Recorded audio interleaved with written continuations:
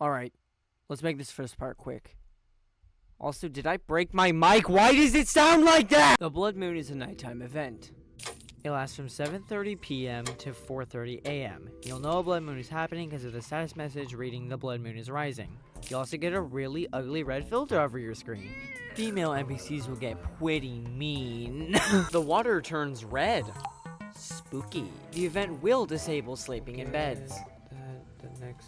Yup, I'm killing myself. Something you may not have known is that your fishing power gets an increase of 1.1 times during the event. Remember, if you ever want to maintain your sanity, you can always use a sundial or moondial to skip the event.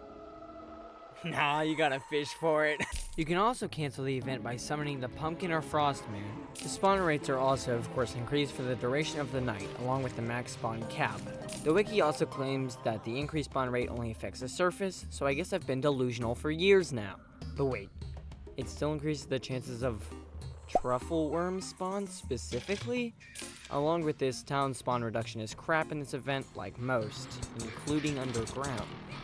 The blood moon has a 1 in 9 chance of happening every night if these criteria are met. At least one player in the world has 120 max health, it is not a new moon, and the Eye of Cthulhu is not spawning naturally that night.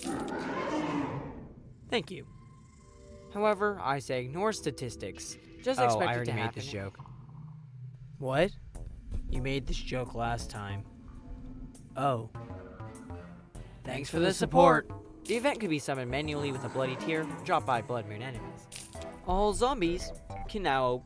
Why am I still speaking like this? Bunnies, goldfish, and penguins will get corrupted. Deathweed will bloom. Yeah. The zoologist goes full furry mode. And there you go. Now you can play 20 questions with your friends. See, that was pretty quick. I told you I'd be sort of quick. Alright, let's talk about the enemies now. Welcome, everybody, back to TV time. If you know, you know. If you don't, thank you for not watching that monstrosity. The blood moon has 2 different phases with different enemies. The 2 phases are very simple. You got a pen and paper? Pre-hard mode and hard mode. Starting with pre-hard mode, we have the blood zombie. Think of these as the foot soldier of the blood moon. It's essentially a zombie that speeds up as it gets closer to you. It also seems to have considerably higher knockback resistance. The drippler. The blood zombie was the upgraded zombie. These are the upgraded demon eye. Don't ask how they got stuck together. These guys just kind of float towards you. Kind of like a wraith. They're kind of chill. The groom, also known as the angler's father. You think I'm kidding? Look it up. They are a beefy zombie, that's it. They can also sometimes spawn in graveyard biomes outside of blood moons. The bride, also known as that one enemy that gives you almost every vanity piece for your playthrough. They are the same as the groom, but don't grant an achievement when killed. Sad. The wandering eye fish. I love these little goobers. This is one of many blood moon fishing enemies. It will fight the player, gaining speed fast, but it is trouble turning, so circle it, my boys. It's also important to note that they are immune to knockback and will fly away after a while if the player doesn't actively fight them. I'm pretty sure a couple of the blood moon fishing enemies do this. The zombie merman. At first they may seem just like another beefy zombie, but as you damage them they get progressively faster, along with not taking any knockback. They will also swim when entering water, gaining increased movement speed. They will often shoot out of the water at high speeds, like a cheetah with gills. Quick mention before we get into the hard mode enemies, you can also fish up the surly slime during a blood moon, so. Okay, on to hard mode. The clown. Okay, these guys think they are the coolest guys, sitting up there on their ball, throwing bombs, making annoying sounds, confusing you when they touch you. They're like football players who are also terrorists. The chattering teeth bomb, unusually tanky, makes me want to eat a butterfly knife. These idiots are spawned by the clown. Being teeth, you'd think they would, you know, but no. They don't bite you. These sons of grandmas and grandpas are like full-on super bomb themselves. Like idiots. They move like herplings. The Hemogoblin Shark. The first hard mode blood moon fishing enemy. These things are extraordinarily fast. They can also swim and shoot a barrage of blood shots at you. They can also jump outrageously high, are immune to lava, and don't take knockback. This creature is what every man aspires to be. If one of these things arrived in the next Olympics, I'd be like, oh no, there's an eldritch horror ripping everyone apart. Then the other contestants would be like, oh, we're working to help! The blood eel. It's like an underwater wyvern. Nobody asked for this. Nobody. Luckily, though, that's what it is. If you can dodge a wyvern, do whatever you do there. But take some steroids beforehand. The blood squid. Thick are the streams of blood squirted from their bodies. That's an exact quote from the bestiary. Cool. Now that we are all uncomfortable, these things will close in on the player before firing an inaccurate, thick blood shot that recoils the squid. It's important to note that these guys are so simple because they're actually summoned in groups of 3 by the Dreadnautilus. Despite not even being considered a boss, not even a mini-boss, this stupid thing is probably harder than most mini-bosses in this game, if not bosses. This guy was scammed. He even has a scrapped trophy. The Dreadnautilus has 3 attacks. First, he will turn away from the player before charging at them. It takes 1.5 seconds for the Nautilus to charge up, then when he gets close enough, he will start to circle the player. In the Slither.io space, we call this the trapping strategy. This attack lasts 3 seconds, both dash and spinning combined.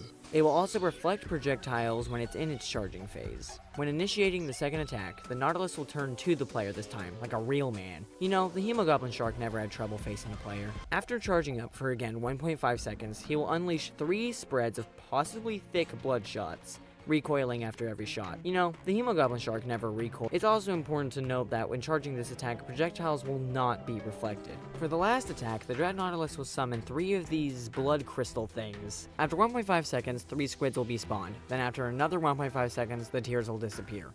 There can be up to 5 squids at one time, as 3 more tears will only spawn if less than 3 blood squids are currently alive. The only way to bypass this is to have multiple Dreadnautilus alive at once. If multiple Nautilus are alive at once, the number of blood squids possible is calculated by the formula max squids equals 2 plus 3 times the number of Nautilus. If you're wondering the Dreadnautilus attack pattern, it is 2 1 2 3 2 1 2 1 2 1 3 1 2 1. Now while that sounds really confusing, think about it like this. Most of the time, it's just cycling between 1 and 2, the only exception to this being that after the blood squid summoning, he will repeat whatever attack happened prior to the summoning. Now, how are we going to remember when he's going to summon? Well, even though it seems hard to remember, it's every 6 attacks after the first time. So essentially, what this fight is the repeating of 2 attacks with a new attack every 6 attacks. And after that attack, the previous attack repeats again. A lot simpler once you know that. Alright. I'm not feeling great, but we're going to talk about the weapons now. Okay, yeah.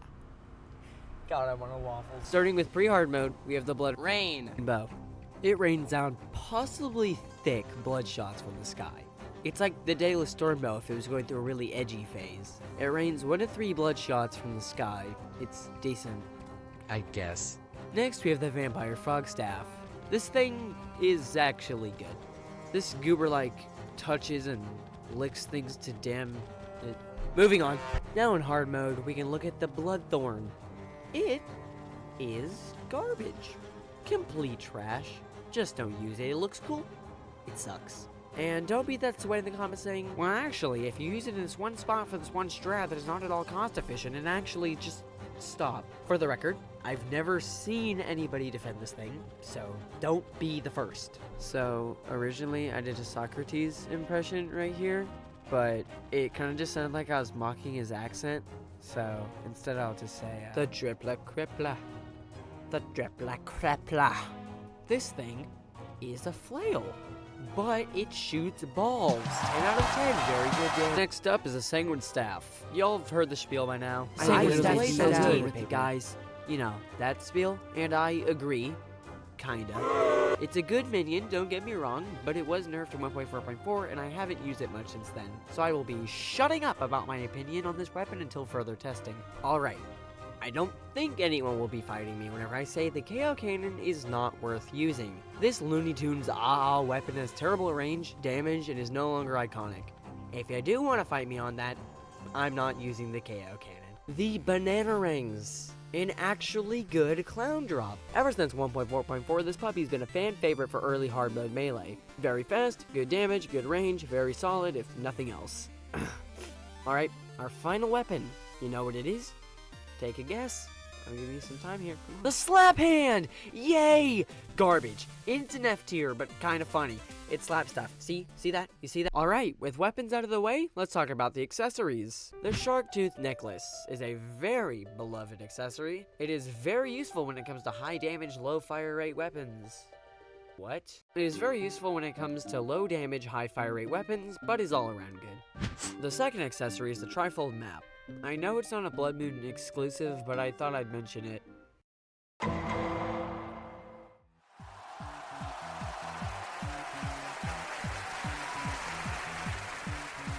First up, the bunny hood.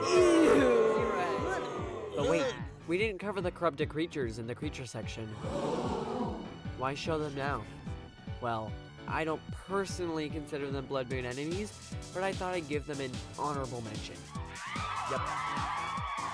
Okay, I didn't get footage for them, okay? And I'm too lazy to go get some. Yeah, okay, I'm not afraid to admit it. Fight me! Fight me! Originally, the Vanity section was supposed to be a lot longer, but it was kind of boring and unfunny. So here's a chart instead to look at. You can look at the chart. And then here's another chart for some miscellaneous drops. And wait, hold on.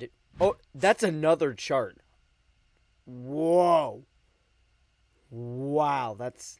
No way! No freaking shit! And lastly, we have the NPC shops, which, yeah, there's more tables for.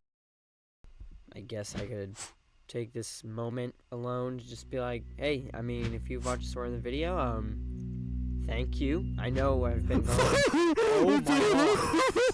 Stop crying. Please, stop. Oh my god, stop. Shut up.